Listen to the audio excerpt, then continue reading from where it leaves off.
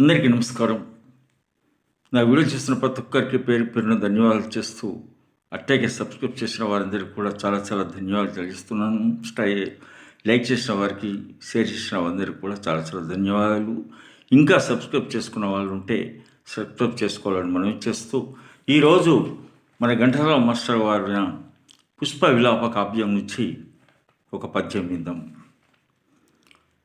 నీ పూజ కోసం పువ్వులు కోసుకొద్దామని ప్రొద్దున్నే మా తోటలోకి వెళ్ళాను ప్రభు. ఉదయశ్రీ అరుణారుణ కాంతులతో ఉద్యానవనం కలకలలాడుతున్నది. పూలబాలలు తల్లి ఒడిలో అల్లారు ముద్దుగా ఆటలాడుకుంటున్నాయి. అప్పుడు నేనొక పూల మొక్క కడ నిల్చి చివాలున కొమ్మ వంచి గోరానడునంతలోన విరులన్నీయు జాలిగా నోళ్ళు విప్పి మా ప్రాణము తీతువాయనుచు బావురుమన్నవి కుంగిపోతి. నా మానసమందెదో తలుకుమన్నది పుష్ప విలాప కావ్యమై.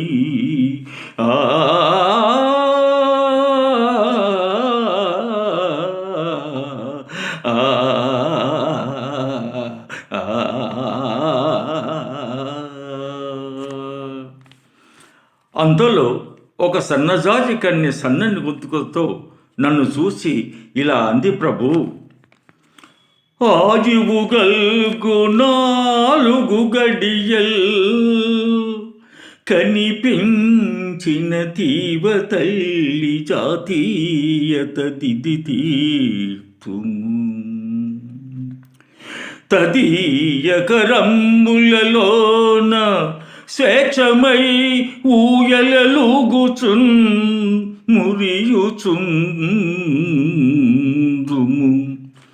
ఆయువు తీరినంతనే హాయిగా కనుమూసెదము. ఆయమ చల్లని కాలి బ్రేలపై